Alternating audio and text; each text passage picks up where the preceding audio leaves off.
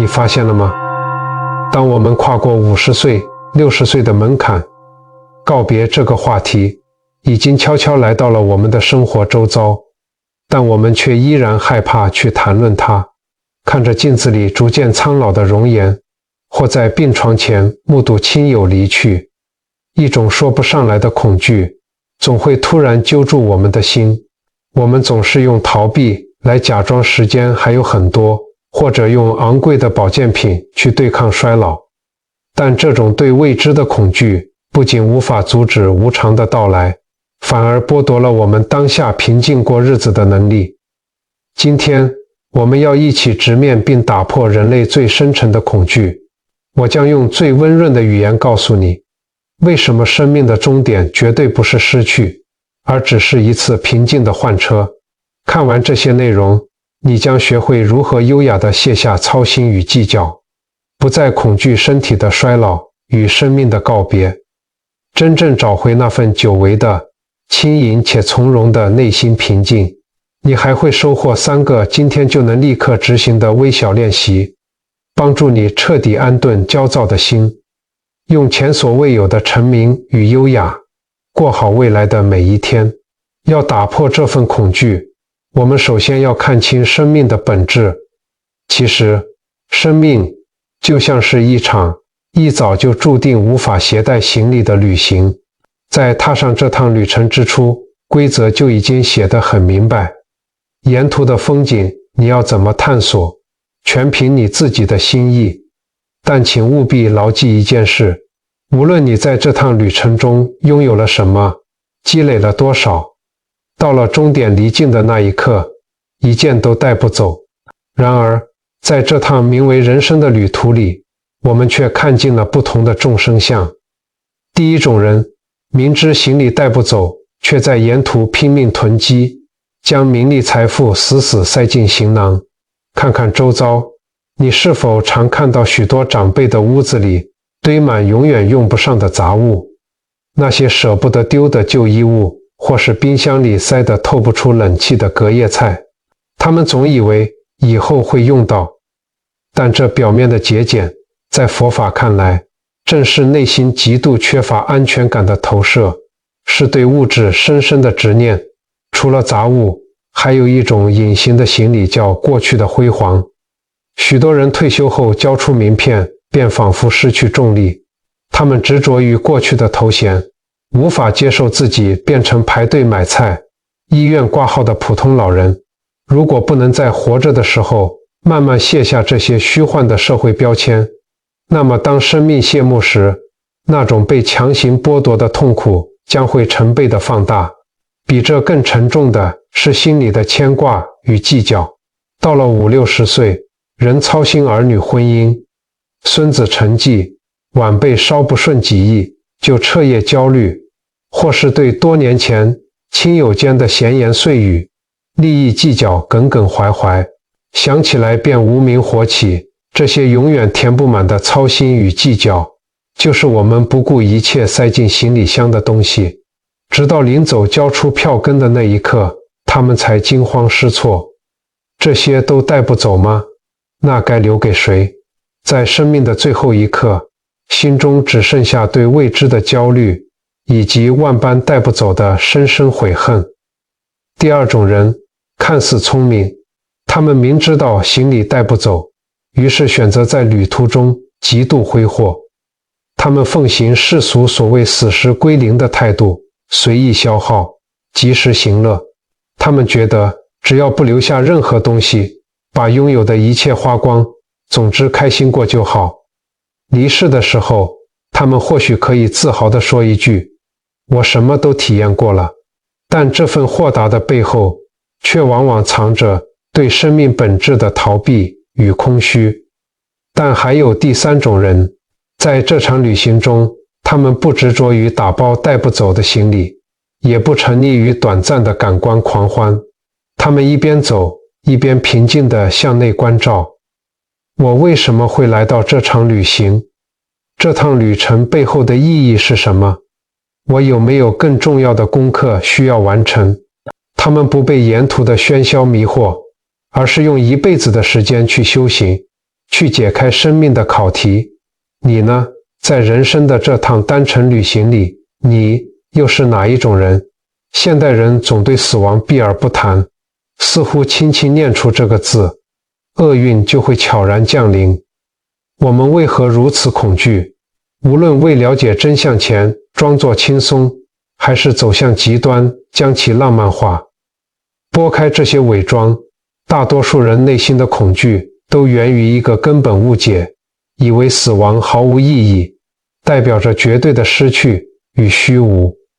佛陀曾教导，世间万物皆逃不过成、住、坏、空，我们的身体亦然。当跨过50、60岁的门槛，生命其实正用一种极其温柔的方式提醒我们去面对无常。早晨刷牙洗脸时，看着日渐下垂的眼角与增多的白发，阴雨天里感受膝关节隐隐的酸痛，去传统市场买菜，爬几层楼就气喘吁吁。面对衰退，现代社会教导我们用昂贵的保健品、染发剂去对抗，拼命想留住青春的尾巴。但从佛法中阴的智慧来看，老与病并非老天的惩罚，而是宇宙最深沉的慈悲。试想，若我们在80岁依然健步如飞，当死亡毫无预警降临时，灵魂会有多么惊恐？我们会死死抓住这个完美的躯壳不肯放手。正因视力渐渐模糊，听力减退，零件不再听使唤，灵魂才会在漫长的老病过程中对肉体产生舍离心。生命正透过这些酸痛轻声呢喃：这辆车旧了，是时候慢慢放下执着，备好行李，平和地迎接下一次换车。老去是一场隆重的告别仪式，老天爷没一次拿走所有，而是今天拿走一点听力，明天带走一点记忆，后天剥夺部分行动自由。这看似残忍，实则是给我们时间去适应失去。随着年岁增长，我们会顿悟，年轻时追求的名利与赞美，在衰老面前一文不值。此生最珍贵的，不过是一夜安眠与一口顺畅的呼吸。这种对物质欲望的看淡，正是在帮灵魂进行断舍离，让行囊里只剩下最纯粹的平静。接纳衰老，便是破除死亡恐惧的第一步。在佛教的深邃智慧里，死亡绝非终点，而是名为中阴的过渡期。中阴犹如一座巨大的转运站，肉身是我们暂租的车，当车子彻底报废，我们必须提着唯一能带走的行李，此生积累的业力，走进转运站，静候下一班列车。当心电图监护仪上的波浪变成一条直线，医生宣告心跳停止时，其实我们并未真正离开。在意识脱离躯壳的临终中阴阶段，灵魂极其脆弱，且伴随剥离之痛。经典记载，肉身崩解时往生者的感官会被瞬间放大7倍，一丝微风宛如刀割，一句叹息听来如雷鸣。这就是为何在病榻前，家属因不舍而哀嚎摇晃遗体，对正在脱壳的灵魂却是一场猛烈风暴，使其陷入极度惊吓。佛陀提醒我们，面对至亲离去，最深沉的爱是给予宁静与庄严，让他们平顺地走向下一站。当意识彻底挣脱肉体枷锁，生命深处会绽放一道短暂耀眼的光芒。地光明，它并非外在造物主，而是你清净无染的本心与佛性。那一刻，灵魂进入全知的清明，宛如在梦中突然觉知自己在做梦。若能在此刻一眼认出本源，灵魂便能从无尽轮回中彻底解脱。我们花一辈子去修行，练习观心，从不是为了逃避当下，而是为这换车的关键时刻做足准备。到底能换来什么样的结局？西藏生死书的作者在7岁那年，亲眼目睹了长辈们如何平静地面对死亡。那份震撼，或许能给我们最好的答案。当时，寺庙里有一位名叫桑腾的出家人，他为人极其善良，却不幸重病倒下。在他生命即将走到尽头的这段日子里，整座寺庙确实笼罩着死亡即将降临的气息。但令人讶异的是，空气中没有一丝恐惧，反而弥漫着一股难以言喻的庄严与宁静。所有人都看得出来，即使肉身正经历着崩解的苦楚，桑腾的内心却如深潭般平静。在他临终之际，他的上师蒋扬清哲一直守在榻前，温柔地为他开示，像一位向导般一步步告诉他此刻正在经历死亡的哪一个阶段，指引着他的神识走向光明。在他圆寂的那天，他端坐在房间里，一动也不动，双眼凝视着远方，就这样悄然停止了呼吸。大家都以为他已经离开了人世。不久后，上师蒋扬清哲来到了房间，看着端坐的左顿，上师轻声说道：“老喇嘛，不要停留在那个境界里了，我们只是旅人，是朝圣者，不该在这里久留。来吧，让我来引导你。”话音刚落，神奇的事情发生了。原本已经被判定死亡的左顿竟然微微地动了。原来他刚刚并没有死，只是进入了甚深禅定之中。上师坐在他身旁，带着他修习引导神识的破瓦法，陪着他走过临终的最后一程。随着左顿轻轻地吐出一个“啊”字，这一次他真正地放下了这具肉身的躯壳，自在地离开了。这两个真实的故事就像是一面澄澈的镜子，照见了我们现代人对待死亡的荒谬与无助。回头看看现在的我们，在医院的加护病房外，常常能看到这样令人心碎的场景。一位年迈的母亲躺在病床上，全身插满了维持生命的管子，呼吸器发出沉闷的声响。她的双手因为长期打点滴而浮肿淤青，而病房外是几个早已中年、头发微白的儿女在激烈的争吵。有人哭着说，无论花多少钱，一定要救，哪怕是用机器强行维持着心跳，因为只要机器还在跳动，妈妈就还在，拔管就是不孝。但也有人看着母亲痛苦挣扎的眼神，心如刀割，想要放手让母亲好走，却又承受不住周遭亲戚舆论的指责。这就是我们现代人对于孝顺和爱最大的迷思。我们往往把维持器官运作等同于延续生命，却忽略了躺在床上的那个灵魂正在经历着何等的煎熬。在医学上，这些过度的抢救手段被称为无效医疗，但在佛法的视角里，这是一种对神识的困境。想象一下，往生者的灵魂此时正处于脱离肉体的关键时刻，他们看到了那一束宁静的地光明，正准备踏上解脱的道路。可是外界剧烈的电击、粗暴的压胸，以及家属们撕心裂肺的呼唤声，就像是一条条粗重的铁链，硬生生地把他们已经升起的灵魂重新拖回那个千疮百孔、充满剧痛的肉体牢笼里。有些人在历经了痛苦的抢救后，即便恢复了心跳，也只能靠着插鼻胃管灌食，毫无意识地躺在安养院里度过好几年。他们既无法与外界交流，也无法继续在世间修行，灵魂就这样卡在生与死的夹缝中，进退维谷，承受着常人无法想象的幽暗与孤独。我们常说，人到了最后，拼的不是财力，而是福报，能够不受病苦折磨，不被无意义的医疗困住，在睡梦中安详离世，那是需要极大的福报与家人极深的智慧才能成就的圆满。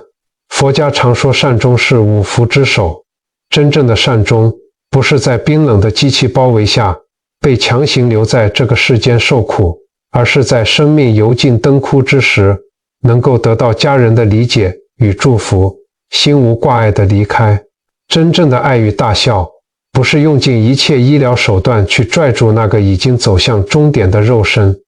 而是走到至亲的床前，握住他们干瘪的手，温柔而坚定地在他们耳边说：妈妈，您这辈子辛苦了，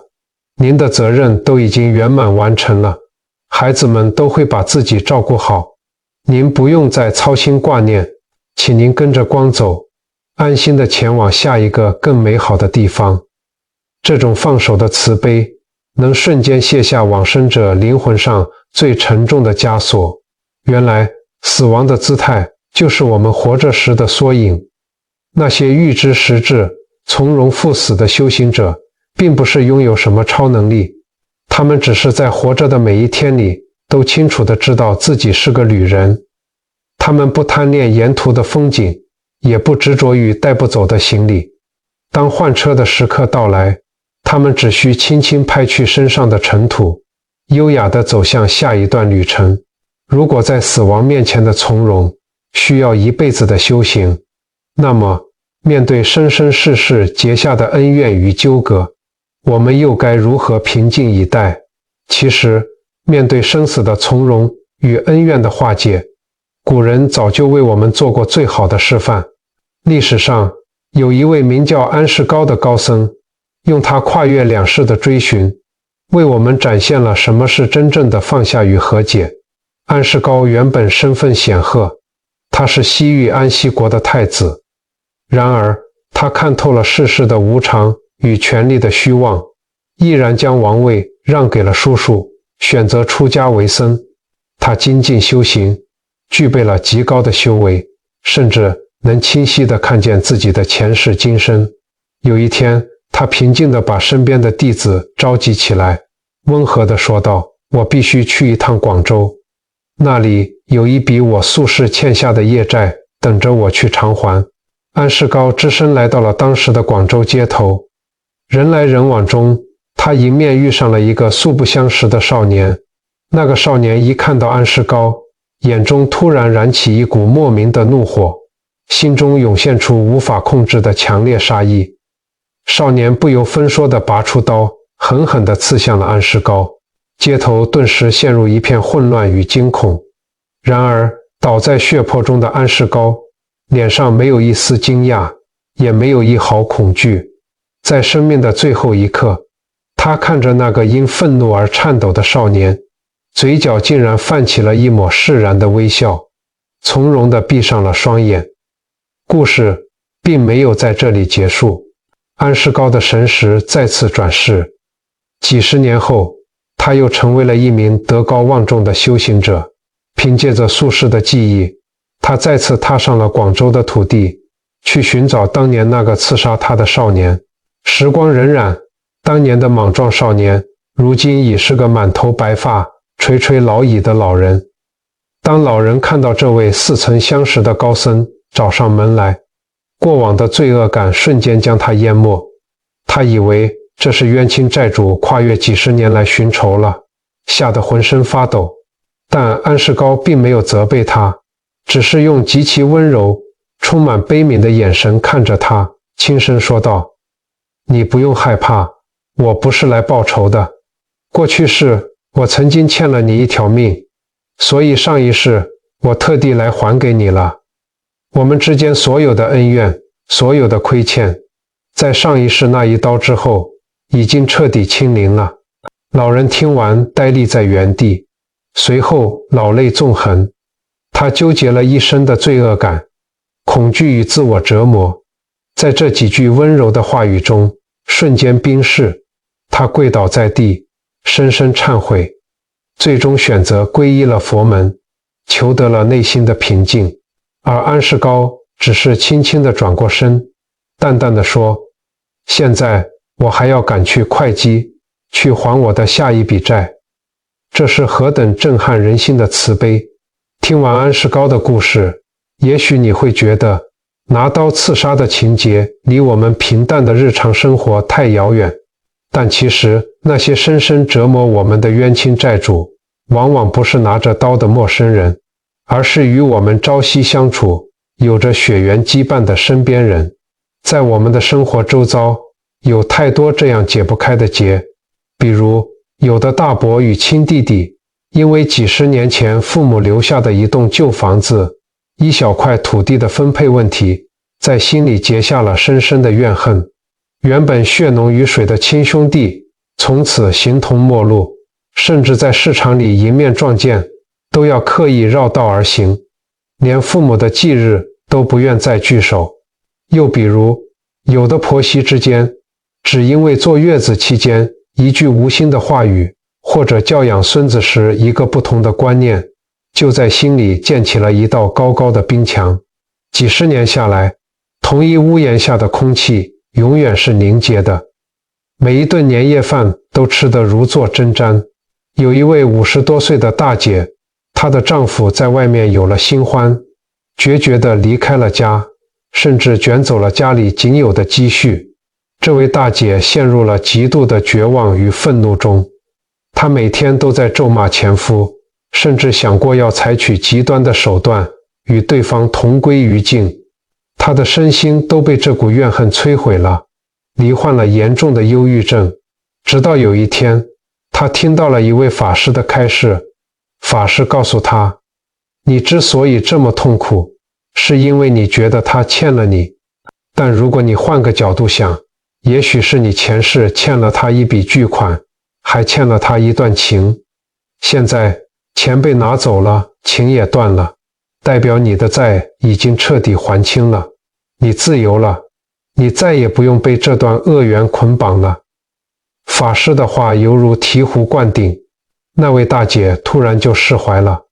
她不再去纠缠，而是开始找工作，重新经营自己的生活。几年后，她过得容光焕发，身边也有了真正懂得珍惜她的朋友。而那个当初背叛她的前夫，反而因为种种业力的牵引，生活落魄不堪。你看，放过别人，其实最终放过的是我们自己。当我们不再紧紧抓着那把名为怨恨的双刃剑，我们流血的双手才能迎来愈合的可能。我们总觉得是对方太自私，是对方太刻薄，是命运对我们不公，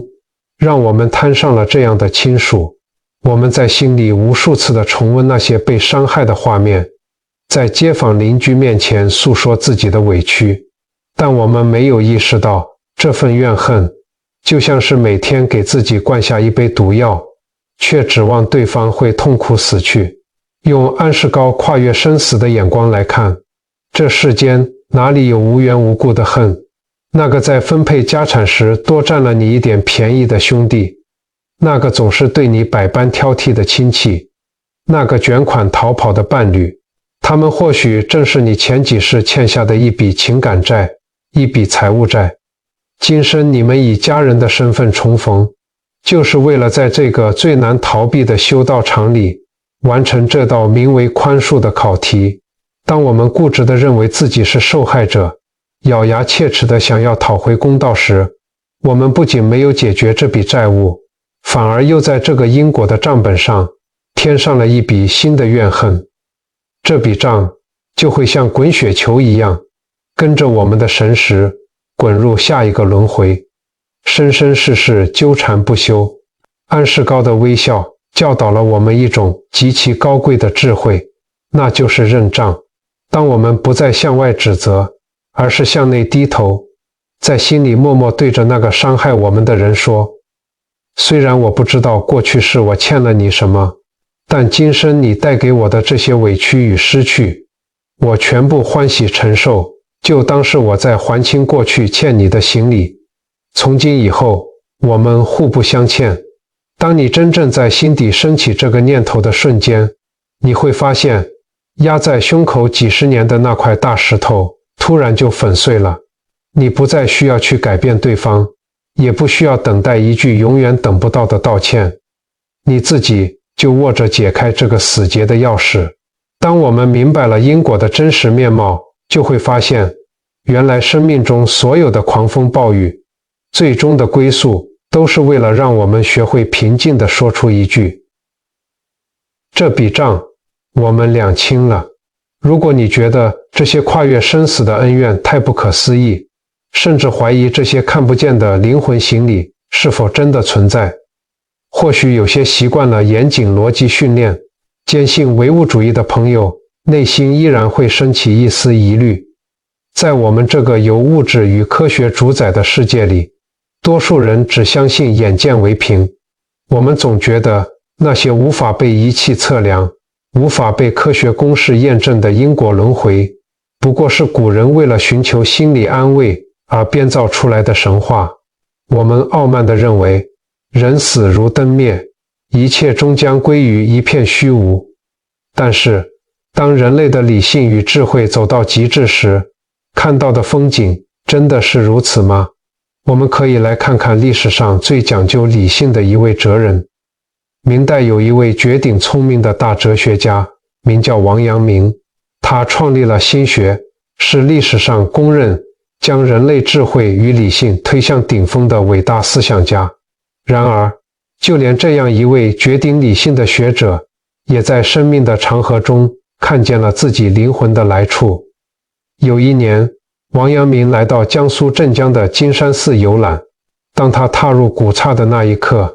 一股强烈而难以名状的熟悉感涌上心头。寺庙里的一草一木、一砖一瓦，甚至微风拂过庭院的轨迹，都仿佛在他梦中出现过千百回。他顺着这股奇妙的直觉往寺庙深处走去，来到了一间大门紧锁的官房前。那种似曾相识的感觉在此刻达到了顶点。他停下脚步，询问身旁的住持，希望能进去看看。住持面露难色地婉拒了，说这间房里坐化了一位老僧，为了保存真身，大门已经上了锁，整整50年从未开启。但王阳明心中的呼唤实在太强烈了，他再三恳求，甚至动用了官员的威望，坚持要打开那扇尘封半世纪的木门。伴随着一声沉闷的咿呀声，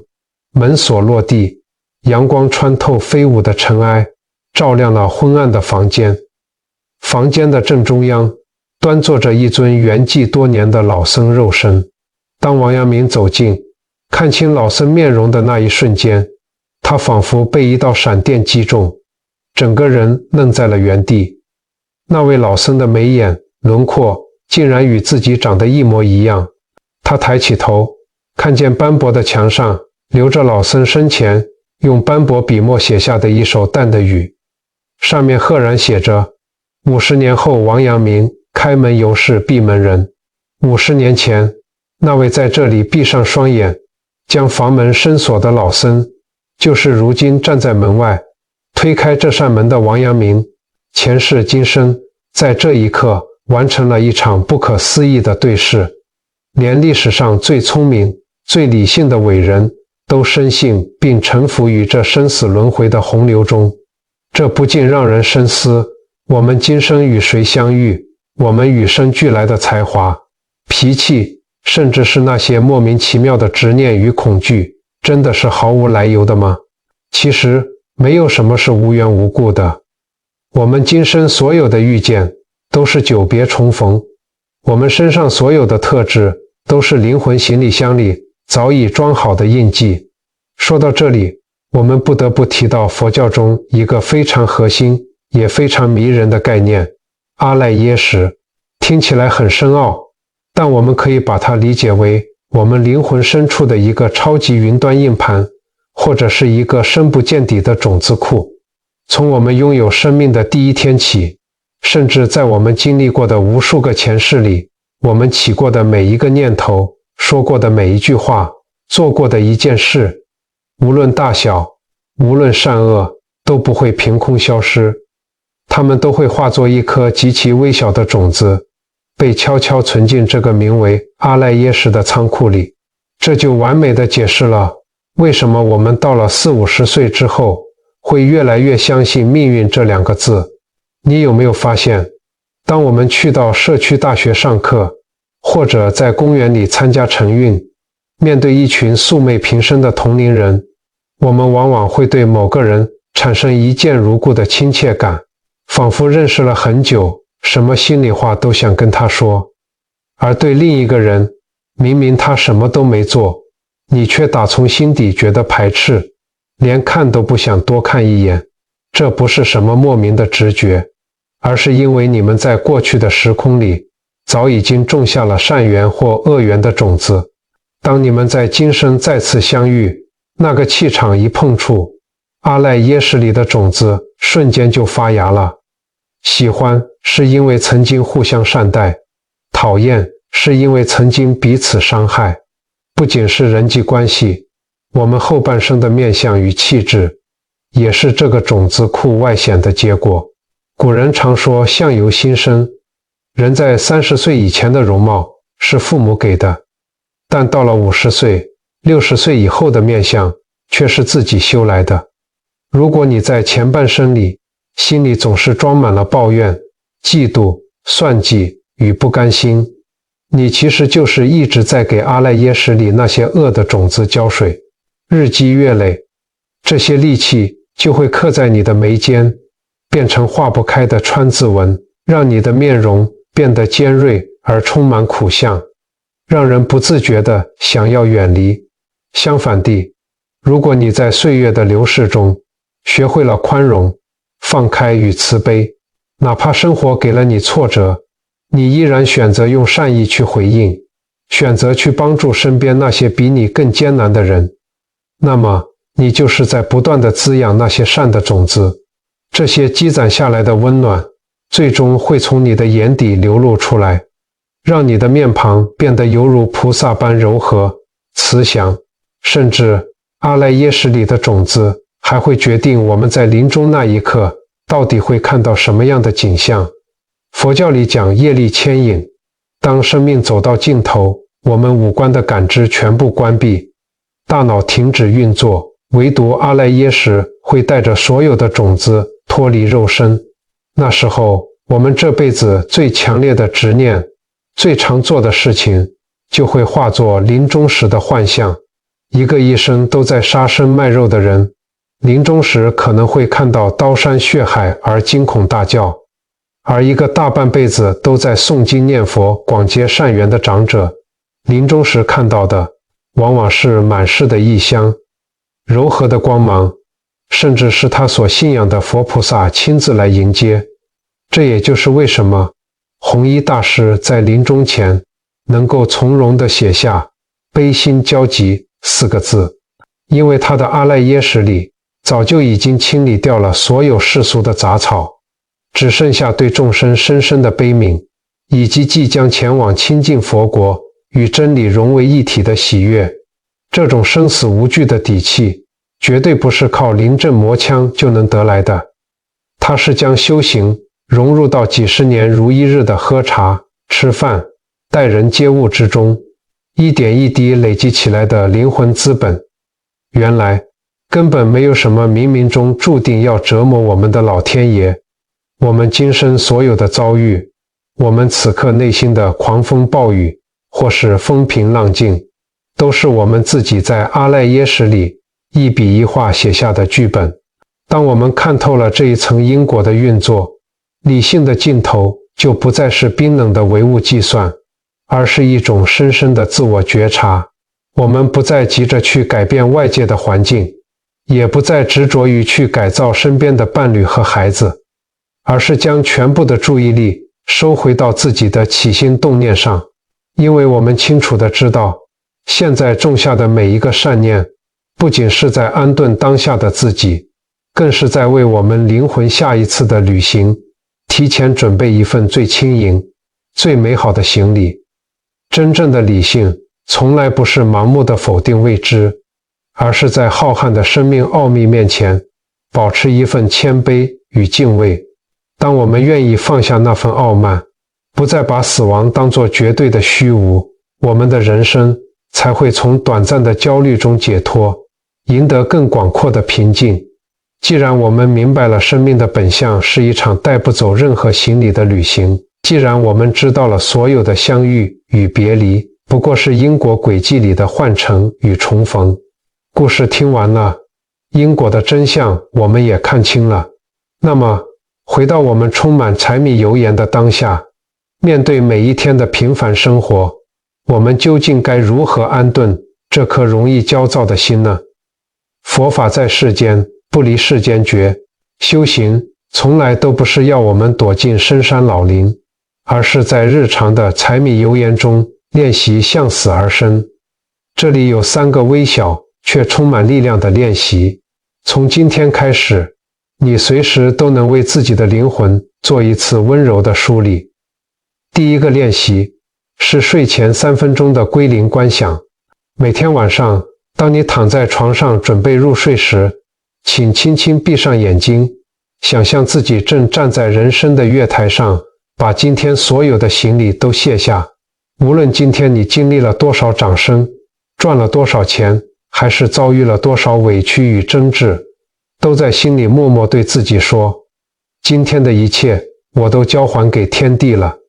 我平安地度过了这一天，现在我允许自己空着手，安心入睡。每一次的入睡都是一次小型的死亡练习，每一次的醒来都是一次全新的重生。第二个练习是遇到逆境时的还债转念。在未来的日子里，当你被人误解，受到不公平的对待，或是遇到那些让你怒火中烧的人事物时，请在心底深吸一口气，想起安世高倒下时的那抹微笑，然后在心里轻轻告诉自己，这或许是我过去时不小心多拿的行李，现在我平静地还给他了。当你把受害者般的委屈转化为一种主动的归还，你的心境会瞬间豁然开朗，那些伤人的利刃再也刺不穿你内心的平静。第3个练习是好好珍惜与同车旅客的道谢。明白了死亡不过是一次换车的过程，我们就更不该把爱与感谢留到加护病房外的哀嚎与哭喊。试着在今天对身边的亲人、伴侣或朋友说一句温暖的话，或者给他们一个深深的拥抱。明白大家最终都要在不同的站牌下车，我们的心里就会生出无限的慈悲，去包容彼此眼前的那些小缺点。生命很短暂，但灵魂的旅程很长。也许明天的太阳升起时，我们依然要去面对生活里的柴米油盐，依然会感受到阴雨天膝盖传来的酸痛。但请记得，听完这番话的你，心里的行囊已经变轻了。下次当你走到镜子前，看到自己眼角的皱纹和头上的白发时，请给那个辛苦了大半辈子的自己一个温柔的微笑，在心里默默地对自己说一句，辛苦了，这趟旅程我走得很用心，接下来的路我要走得更从容。愿你在这趟无法携带行李的旅行中，无论是面对晚辈的喧闹，还是老友的聚散，都能不被沿途的风沙迷了眼，也不被沉重的恩怨压垮了肩。愿你能带着清明与觉知，看遍世间的繁华，却依然能保持内心的干净与轻盈。如果你读到了这里，内心感受到了一丝久违的平静与温暖，我邀请你把它当作一次放下行李的仪式。请你在这篇文字的下方留下一句善言，或是为你牵挂的家人，乃至为你自己写下一段真诚的祈福。让我们用这些温暖的念头汇聚成一个充满慈悲与爱的大磁场。愿这份纯粹的正念能化为光，陪伴你走过未来的每一个花开花落，每一顿热腾腾的粗茶淡饭，直到我们都能在旅途的尽头毫无遗憾地笑着重逢。相遇既是极其难得的善缘，能在茫茫人海中与你共修这段时光，是我莫大的荣幸。如果你喜欢今天的这番深谈，觉得这些文字能为你或是你身边的人带来一丝安宁，欢迎你轻轻点击关注，或是把它分享给那个你最在乎的人。未来，让我们继续在文字的道场里相伴前行，一起梳理生命的行囊，找回内心的从容与力量。感谢你的阅读，愿你60吉祥，福慧双修。我们下次见。